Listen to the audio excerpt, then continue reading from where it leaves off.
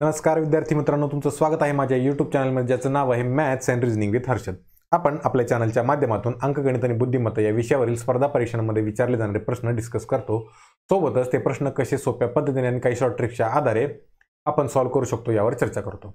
आज आपण एक नवीन सीरीज सुरू करत आहोत की ज्यामध्ये आपण ज्या काही गेल्या 4 वर्षात संयुक्त मुख्य परीक्षा झालेल्या आहेत, जसं की PSI ची मुख्य परीक्षा, ASO STIच्या, तर त्यामध्ये मुख्य परीक्षेमध्ये जे विचारले गेलेले अंकगणित आणि बुद्धिमत्ता या विषयावरील प्रश्न आहेत, तर त्या प्रिव्हियस क्वेश्चन पेपर्सच्या क्वेश्चन्सचे आपण या ठिकाणी ॲनालिसिस करणार आहोत, की जेणेकरून आपल्याला कळून जाईल की आपण कशा पद्धतीने या आपल्या अंकगणित आणि बुद्धिमत्ताला टॅकल करायचं आहे. कारण सर्वसाधारणपणे 10 ते 15 प्रश्न आपल्याला मुख्य परीक्षेमध्ये हमखास विचारले जातात या विषयावर आपल्या. त्यामुळे प्रत्येक जर आपण गेल्या वेळेच्या पेपरचं ॲनालिसिस व्यवस्थित केलं तर आपल्याला पुढचे प्रश्न कसे आपण कोणत्या पद्धतीने तयार करायचे हे देखील पाहू शकतो आणि सोबतच बरेचसे प्रश्न आपण रिपीट झालेले देखील बघू शकतो. त्यामुळे एकदा आपली प्रिव्हियस इयर क्वेश्चन्सची प्रॅक्टिस झाली की आपल्याला प्रश्न सॉल्व्ह करायला पुढे परीक्षेमध्ये काही अडचण येणार नाही.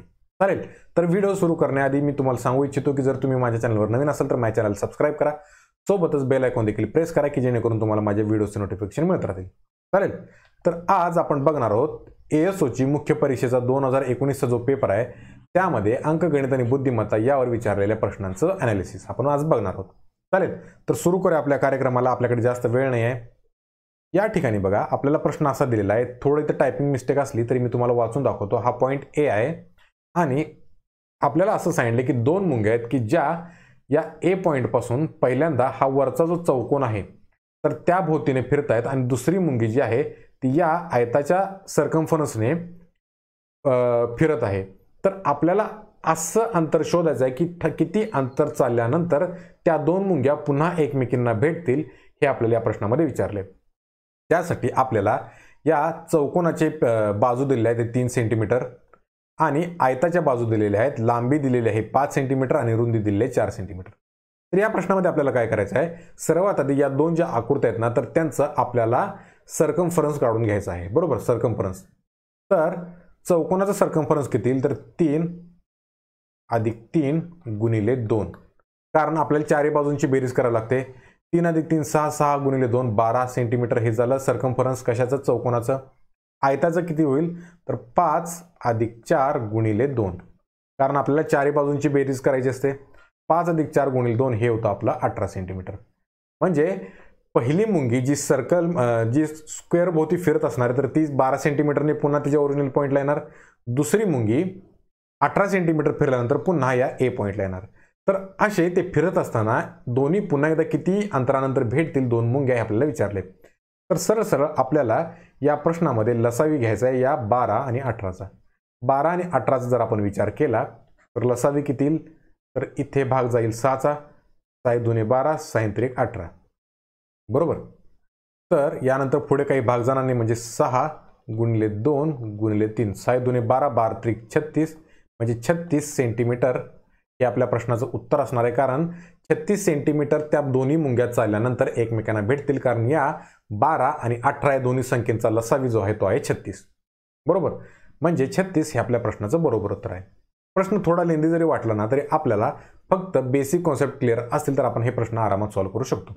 पुढच्या प्रश्नाकडे वळूया. पुढचा प्रश्न आहे त्यामध्ये आपल्याला दिलेला आहे, जया 50 किलोमीटरचे अंतर 8 तासात पार करते. अंतराचा काही भाग तिने चालत ताशी 4 किलोमीटर प्रति तास या वेगाने आणि सायकलीवरून काही भाग 10 किलोमीटर प्रति तास या वेगाने कापला आहे.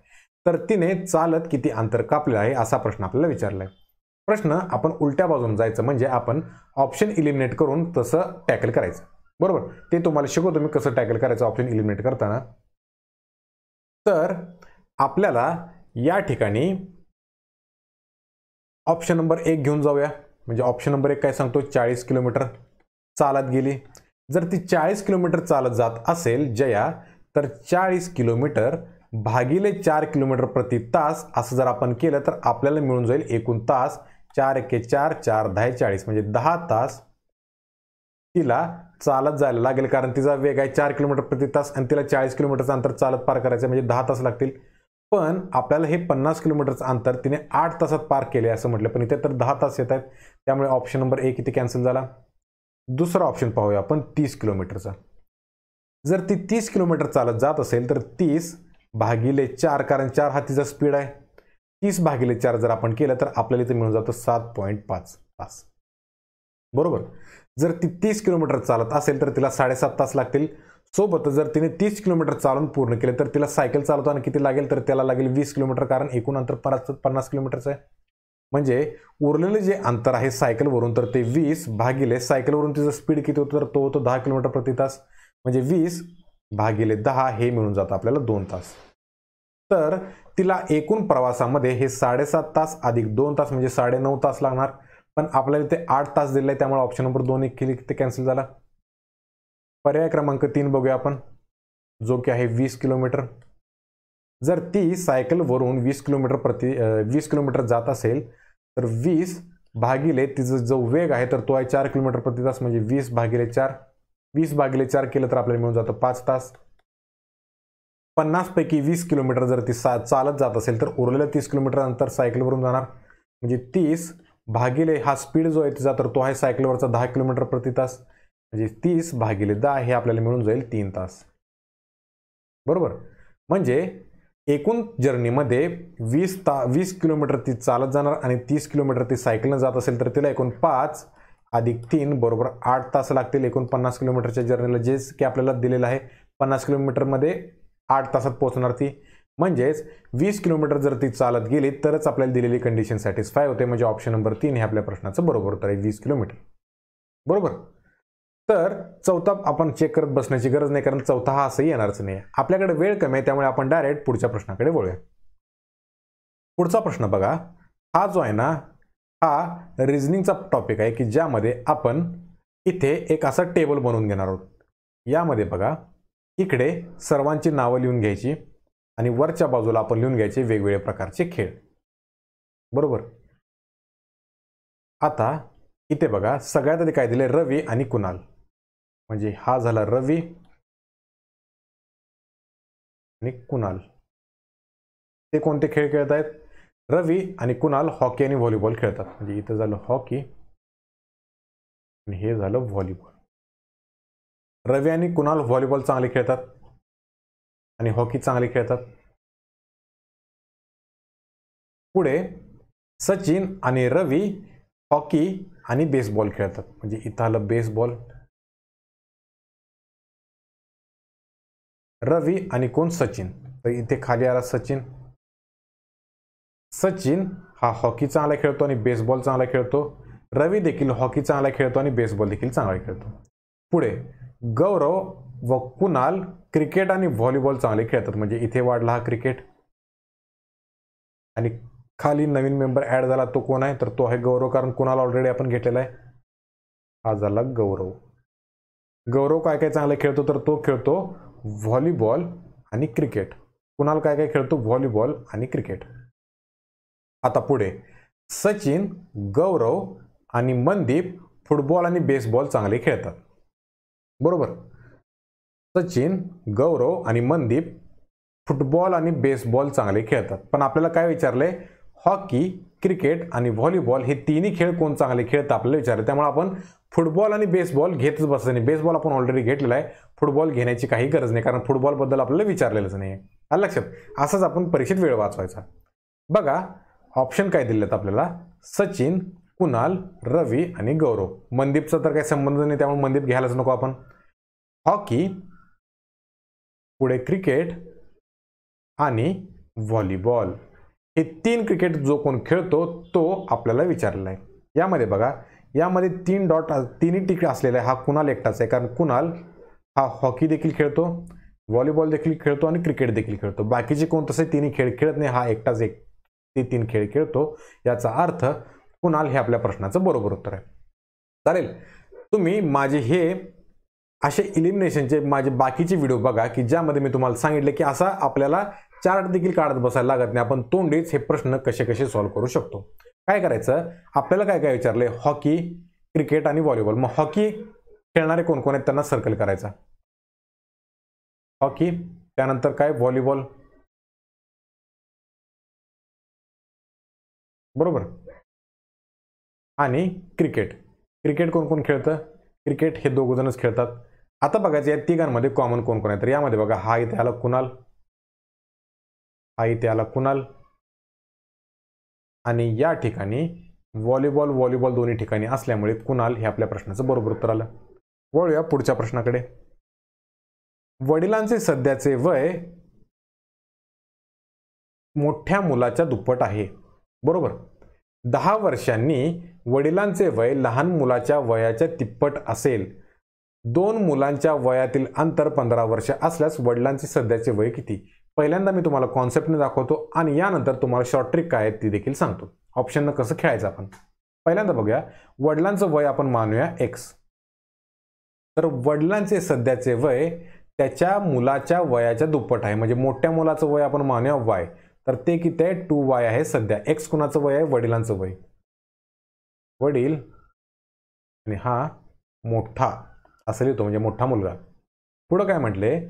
10 वर्षांनी वडिलांचे वय लहान मुलाच्या वयाच्या तिप्पट असेल. आता बघा यामध्ये मुलं कन्फ्युजन काय करतात की लहान मुलाचं जे वय आहे ना ते सध्याचं पकडतात आणि 10 वर्षानंतर वडिलांचं पकडतात. तसं करायचं नाही. आपल्याला दोन्ही बाजूनी 10 वर्षानंतरच घ्यायचं आहे. बरोबर. म्हणजे 10 वर्षांनी म्हणजे काय होणार? x अधिक 10. हे 10 वर्षानंतर वडिलांचं वय झालं. ते किती असणार आहे? तिप्पट असणार आहे. कुणाच्या?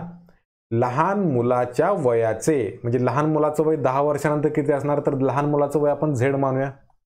z अधिक 10 हे लहान मुलाचं 10 वर्षानंतरचं असणार वय. आलं लक्षात?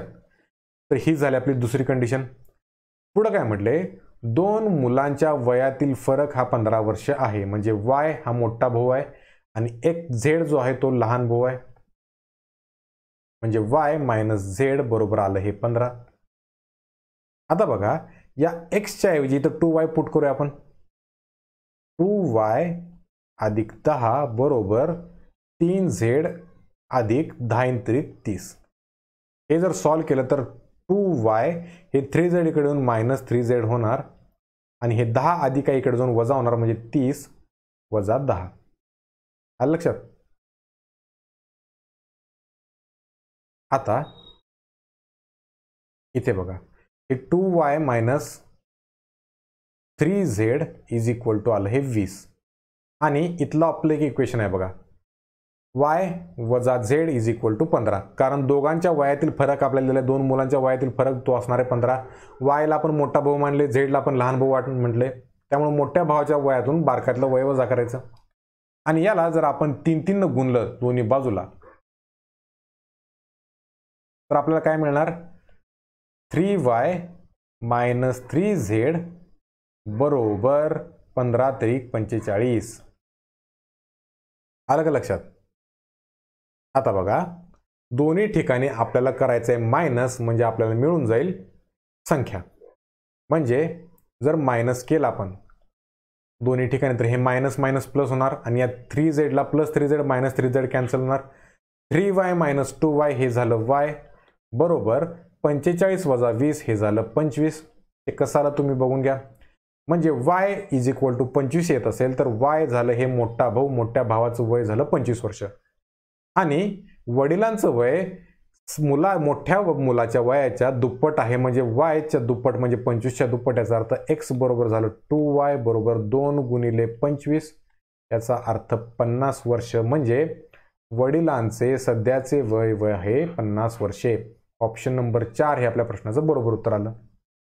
ठीक आहे. आता बघा ही झाली ट्रॅडिशनल मेथड. यामध्ये आपले कमीत कमी 1 ते 2 मिनिटं खर्च होणार. पण जर आपण दुसरी पद्धत वापरली इलिमिनेशनची तर बघा कसं करता येईल आपल्याला. पेनाचा कलर चेंज करतो म्हणजे तुम्हाला समजून जाईल. आपल्याला काय म्हटलं हे वाक्य बघा. 10 वर्षांनी वडिलांचे वय लहान मुलाच्या वयाच्या तिप्पट असणार. म्हणजे कोणत्या तरी ठराविक किमतीची तिप्पट असली पाहिजे 10 वर्षानंतर वडिलांचं वय. आता ऑप्शन बघा 90 मध्ये जर आपण 10 केलं वाढवलं 10 वर्ष तर हे होणार 100. पण या 100ला 3 भाग घालवता येत नाही आपल्याला कारण लहान मुलाच्या वयाच्या तिप्पट असणार आहे. म्हणजे ती काहीतरी पूर्णांक संख्या असणार आहे आणि त्याला आपल्याला 3 भाग घालवता आला पाहिजे. आलं लक्षात? दुसरा ऑप्शन पण बघा 70 अधिक 10 केलं तर हे आपल्याला मिळून जातं 80. 80ला देखील आपण 3 भाग घालू शकत नाही. 60 अधिक 10 केलं तर हे होतं 70. 70ला देखील आपण 3 भाग घालू शकत नाही. पण जर 50चा विचार केला तर 50 अधिक 1 होतं 60 आणि 60ला आपण 3ने भाग घालवू शकतो. म्हणजे अशा पद्धतीने आपण जर छोट्या छोट्या गोष्टी पकडून प्रश्न सॉल्व्ह केला तर हा प्रश्न आपल्याला मी जर स्वतः देत असतो किंवा तुमची जर प्रॅक्टिस चांगली झाली असेल तर हा आपण 10 सेकंदात सॉल्व्ह केला असता, कोणतीही गडबड गोंधळ न करता. आलं लक्षात? तर हेच मला तुम्हाला सांगायचं की आपण कसे इलिमिनेशनने हे प्रश्न कमीत कमी सेकंदात सॉल्व्ह करू शकतो. वेळात पण म्हणत नाही, मी सेकंदातच म्हणतोय. कारण आपण जर इथे कमीत कमी वेळ दिला तर उरलेला जो जीएसचा पार्ट आहे ना त्याला आपल्याला चांगला विचार करून प्रश्न सॉल्व्ह करता येतात. आलं लक्षात? वळूया आपल्या पुढच्या प्रश्नाकडे. पुढचा प्रश्न बघा. एका वर्गात 40% विद्यार्थी गणिताची नोंदणी केली विद्यार्थ्यांनी आणि भूगोलासाठी 70% विद्यार्थ्यांनी नोंदणी केली आहे. जर 15% विद्यार्थ्यांनी गणित आणि भूगोल दोन्हीच्या विषयासाठी नाव नोंदणी केली असेल तर वर्गातील विद्यार्थ्यांची अशी टक्केवारी किती की ज्यांनी कोणत्याही विषयासाठी नोंदणी केलेली नाही. बरोबर? तर ह्याच्यासाठी सिंपल ट्रिक काय आहे बघा. आपण काय करायचं, एका विषयाचे, आता इथे विषय असेल किंवा एक वर्ग किंवा कसंही असेल तर आपण काय करायचं, हे 40 अधिक 70 वजा हे 15, कारण हे 15 दोघांमधील कॉमन आहे त्यामुळे हे वजा करून टाकायचं. 40 अधिक 70 हे होतं 110 वजा 15 म्हणजे हे आलं एकूण 95. हे 95% जे असतं ना तर हे किती असतं, तर हे कमीत कमी एक विषय शिकणारे विद्यार्थी. अलग लक्षात? म्हणजे ते गणित शिकू शकतात, भूगोल शिकू शकतात किंवा दोन्ही शिकू शकतात. हे झाले टोटल संख्या. म्हणजे 100 पैकी 95 अशी लोक आहेत की कोणता ना कोणता तरी एक विषय शिकत आहेत ते किंवा नोंदणी केलेली आहे. आपल्याला काय विचारले की असे विद्यार्थी ज्यांनी दोन्हीपैकी कोणत्याच विषयाला नोंद केलेली नाही. तर 95 विद्यार्थ्यांनी 100 पैकी 95 विद्यार्थ्यांनी दोन्हीपैकी कोणता तरी कमीत कमी एक किंवा दोन्ही असे विषय घेतले आहेत.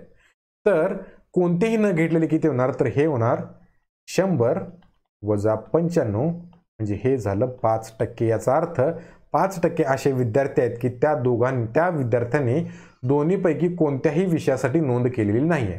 म्हणजे ऑप्शन नंबर 1 हे आपल्या प्रश्नाचं बरोबर उत्तर आहे. अशा प्रकारचे व्हिडिओ मी कॉन्सेप्टमध्ये घेतलेले आहेत तर ते देखील तुम्ही इथे बघू शकता माझ्या चॅनलवर. वळूया पुढच्या प्रश्नाकडे. हा थोडा मुलांना ट्रिकी वाटू शकतो पण हा अत्यंत कन्सेप्टने गेला तर एकदम सोपा प्रश्न आहे हा.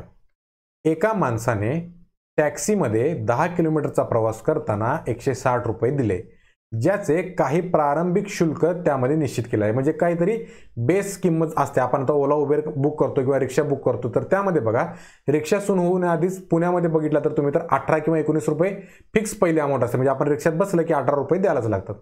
आलं लक्षात? पुढे दुसऱ्या माणसाने 16 किलोमीटर प्रवासासाठी 276 रुपये दिले आणि टॅक्सी चालकाने त्याच्याकडून सुरुवातीच्या दुप्पट शुल्क आकारला. म्हणजे जो तो काही प्रारंभिक निश्चित घेत होता खर्च, बेस अमाऊंट, त्याच्यात दुप्पट घेतला. तर प्रति किलोमीटर टॅक्सीचे शुल्क किती असेल हे आपल्याला विचारलेलं आहे. आता बघा, यामध्ये देखील आपण XY गोष्टी पकडून हा प्रश्न सॉल्व्ह करू शकतो. एक्स कशासाठी मानायचं, तर हे मानायचं बेस रेटसाठी. बेस रेट म्हणजे कुठला, की जो रिक्षात बसल्या बसल्या आपल्याला द्यायला लागतो, तो मानायचा बेस रेट. आणि Y हा जो असणार आहे ना, हा तो प्रति किलोमीटरसाठी जे आपल्याला चार्ज द्यावे लागतात त्यासाठी Y मानून चालूया. तर पहिलं इक्वेशन कसं बसेल बघा. एका माणसाने टॅक्सीमध्ये 10 किलोमीटरचा प्रवास करताना 160 रुपये दिले, म्हणजे सुरुवातीची काहीतरी निश्चित अमाऊंट अधिक प्रति किलोमीटर पैसे गुणिले 10, म्हणजे हे सुरुवातीचं अंतर किती झालं, हे झालं X रेट, बेस रेट झाला, अधिक 10 किलोमीटर गुणिले Y रुपये प्रति किलोमीटर, हे झालं टॅक्सीचं भाडं, इज इक्वल टू त्यांनी किती रुपये दिले पहिल्या माणसाने, तर हेच दिले 160 रुपये.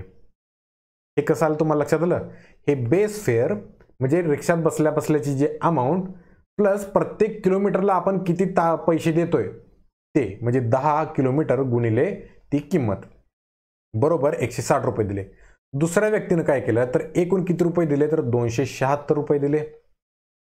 पण तो 16 किलोमीटर गेला, म्हणजे 16 गुणिले Y झालं हे. आणि टॅक्सी चालकाने त्याच्या प्रारंभिक निश्चित शुल्काच्या दुप्पट घेतले, म्हणजे ते X न घेता किती घेतलं, तर ते घेतलं 2X.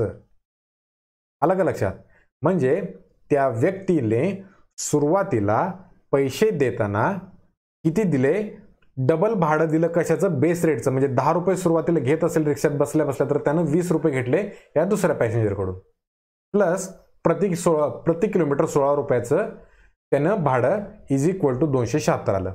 हे इक्वेशन सॉल्व्ह करायचं आहे. वरच्या बाजूला 2 ने गुणून टाकूया. म्हणजे काय होणार इथं? इथे होणार 2x अधिक 10 दुने हे झालं 20y बरोबर 16 गुणिले 2 केलं तर हे होणार 320. आणि हे खालचं इक्वेशन आहे तसं, म्हणजे 2x अधिक 16y बरोबर 276. वजाबाकी करायची.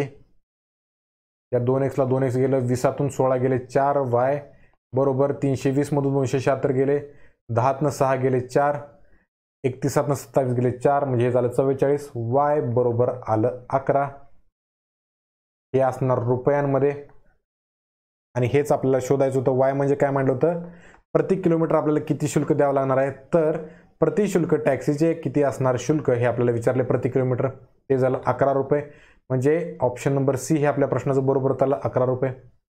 आपण काय करू शकतो? हे ऑप्शनच डायरेक्ट त्यामध्ये पुट करून त्या गोष्टींचं सॉल्व्ह करू शकतो. म्हणजे हे 11 रुपये व्हॅल्यू ह्या इक्वेशनमध्ये डायरेक्ट पुट करून आपण सॉल्व्ह करू शकतो. म्हणजे इथंपर्यंत इक्वेशन आलं ना, यामध्ये आपण 11 पुट करायचं आणि वायच्या किंवा एक्सच्या किमती आपण शोधू शकतो.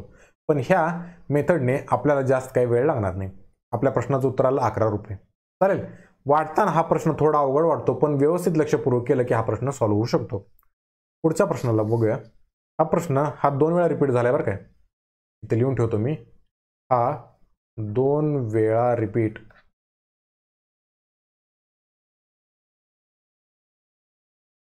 तर सिलॉजिझमचा प्रश्न आहे. प्रश्न काय म्हणतो? सर्व स्विच प्लग आहेत. म्हणजे स्विच येणार आतल्या बाजूला, बाहेरच्या बाजूला येणार प्लग, कारण प्लग जो आहे तो बाहेर आहे. पुढे काही प्लग हे बल्ब आहेत, काही प्लग हे आहेत बल्ब. पुढे सर्व बल्ब हे धारक आहेत. धारकच्या ऐवजी तो होल्डर पकडा तुम्ही. सर्व बल्ब हे होल्डर आहेत.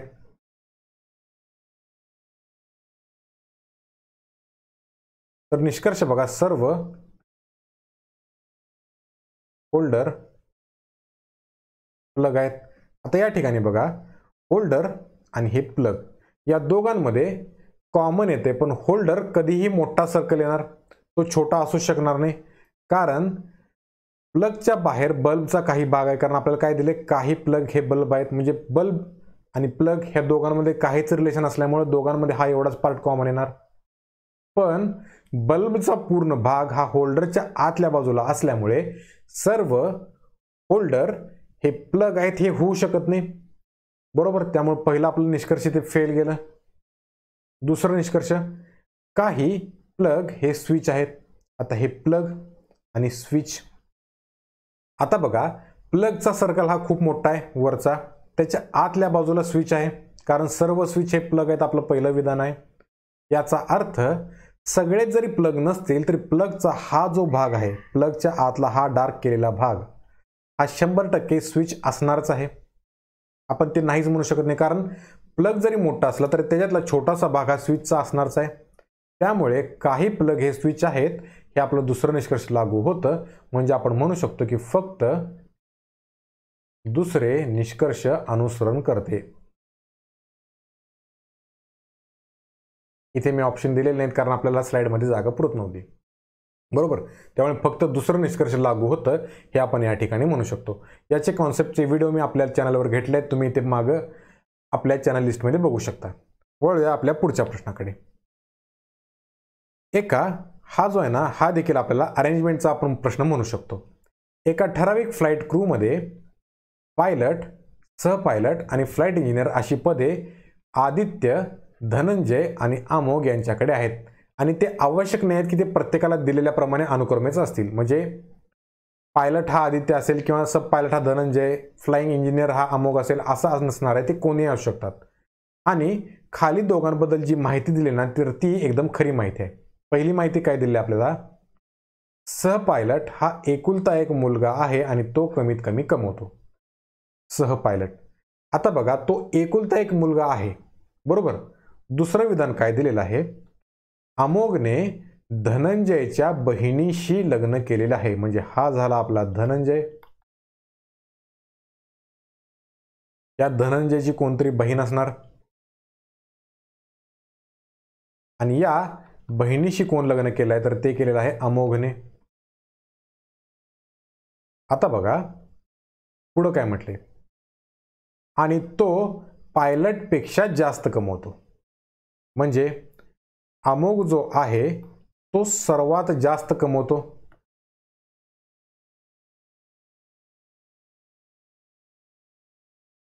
पायलट पेक्षा, म्हणजे अमोघ तर हा पायलट नसणार, आलं का लक्षात. अमोघ हा पायलट येणार नाही, कारण तो स्वतःच पायलट पेक्षा जास्त कमवतो. आणि काय म्हटलंय, धनंजयची बहीण आहे, आलं लक्षात. आणि बहिणीचा नवरा कोण आहे, अमोल आहे. सह पायलट हा एकुलता एक मुलगा असेल तर धनंजय तर इथे एकुलता एक मुलगा येणार नाही, आलं लक्षात. कारण धनंजय जर एकुलता एक मुलगा असता तर त्याला बहीण नसती, त्यामुळं धनंजय हा सह पायलट येणार नाही. अमोघ हा पायलटपेक्षा जास्त कमवतो, म्हणजे तो पायलट नसणार. याचा अर्थ धनंजय कोण होणार, हा धनंजय होणार पायलट. आणि तो पायलटपेक्षा जास्त कमवत असेल अमोघ. आणि इथे काय म्हटले, सह पायलट हा एकुलता एक मुलगा आहे, तो सगळ्यात कमी कमवतो. म्हणजे सह पायलट हा सर्वात कमी कमवतो, म्हणजे तो अमोघ नसणार आहे, सह पायलट. पायलट ऑलरेडी आपण शोधलाय, तो आहे धनंजय. अमोघ जर सह पायलट नसेल तर उरतो फक्त एकटा सह पायलट, की जो आहे आपला आदित्य. आलं लक्षात आपण कसे कसे इलिमिनेट केले. एक तर पहिली गोष्ट, तो सह पायलट जो आहे ना, तो एकुलता एक मुलगा, म्हणजे तो धनंजय नसणार, सह पायलट. कारण धनंजय जर असता तर धनंजयला भाऊ किंवा बहीण नसते, पण इथे धनंजयच्या बहिणीशी अमोघने लग्न केलेलं आहे. आणि सह पायलट हा एकुलता एक मुलगा आहे, त्यामुळे धनंजय आपला ऑप्शन इथला कॅन्सल झाला, 2 नंबर. पुढे बघा, अमोघ जो आहे ना, तर तो पायलटपेक्षा जास्त कमवतो. म्हणजे अमोघ इथे येणार नाही, कारण सह पायलट जो आहे ना, तर तो सर्वात कमी कमवतो पैसे. पैसे सगळ्यात कमी कमवतो कोण, सह पायलट. पण अमोघ जो आहे ना, तर तो पायलटपेक्षा म्हणजे कोणापेक्षा तरी जास्त कमवतोय तो. म्हणजे इथे अमोघ देखील हा ऑप्शन गेला. इथे एक तर आदित्य एक तर अमोल हा देखील ऑप्शन जातो, उरतो फक्त एकच आदित्य. हे आपल्या प्रश्नाचं बरोबर उत्तर आहे. चालेल, वळूया पुढच्या प्रश्नाकडे. झाले की हां, हे सगळे आपले झाले प्रश्न. तर यामध्ये आपल्याला काही अजून असे प्रश्न आहेत बघा, की जे आपल्याला पेपर फोल्डिंग किंवा पेपर कटिंगचे जे येतात, आपण कागद फोल्ड केला तर त्याची प्रतिकृती कशी दिसेल किंवा मिरर इमेज, ते काय करतो मी, ते सर्व परीक्षांचे एकत्रच घेतो, कारण ते आपल्याला वेगळी स्लाईड त्याची तयार करावी लागते. आपल्याला ते प्रत्यक्ष ड्रॉ करून घ्यावं लागतं, कारण आयोगाचे आपल्याला पेपर आहेचे तसे घेता येत नाहीत. आलं लक्षात. इथे स्लाईडमध्ये आपल्याला बनवता येत नसल्यामुळं ते प्रश्न सोबतच आपल्याला स्टेटमेंट अँड अझम्पशन्स किंवा आपण निष्कर्ष काय काढू शकतो अशा पद्धतीचे जे प्रश्न आहेत ते देखील आपण एका सेपरेट व्हिडिओमध्ये बघून घेऊ. आता आपण जी सिरीज सुरू केली ना, त्यामध्ये आपण प्रत्येक जे मुख्य परीक्षेचे प्रश्न बघणार आहोत, की त्यामध्ये आपण फक्त हे जे 2 टाईप सांगितले ना, कोणते कोणते मिरर इमेज किंवा पेपर फोल्डिंग आणि कन्क्लुजन काढायचे, तर ते वेगळे घेऊया. ते सोडून बाकीचे जे प्रश्न असतात ना, ते आपण या लेक्चर सिरीजमध्ये पुढे कंटिन्यू करूया. चालेल. तर हा व्हिडिओ शेवटपर्यंत बघितल्याबद्दल खूप खूप आभार. तुम्हाला या गोष्टींमधून अंदाज आला असेलच की आपल्याला पुढे कशा प्रश्नांची तयारी करायची आहे. आलं लक्षात. तर आज या ठिकाणी मी थांबतो. तुम्ही माझ्या चॅनलवर नवीन असेल तर माझ्या चॅनलला सबस्क्राईब करा, सोबतच बेल आयकॉन देखील प्रेस करा. तर आपण या ठिकाणी ही जी सुरू केलेली आहे सिरीज, त्यासाठी मला तुमच्या प्रतिसादाची आवश्यकता आहे, कारण यातूनच तुमचं देखील कल्याण होणार आहे. आपल्याला कळून जाईल की परीक्षेचे प्रश्न कसे कसे येतात. चालेल.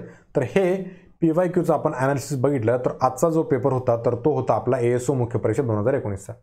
असेच आपण पुढे 2017 पर्यंतचे गेल्या 3 वर्षातले जे जे मुख्य परीक्षेचे प्रश्न आहेत तर ते देखील बघणार आहोत या ठिकाणी. चालेल. तर आज या ठिकाणी मी थांबतो. धन्यवाद. जय हिंद, जय महाराष्ट्र.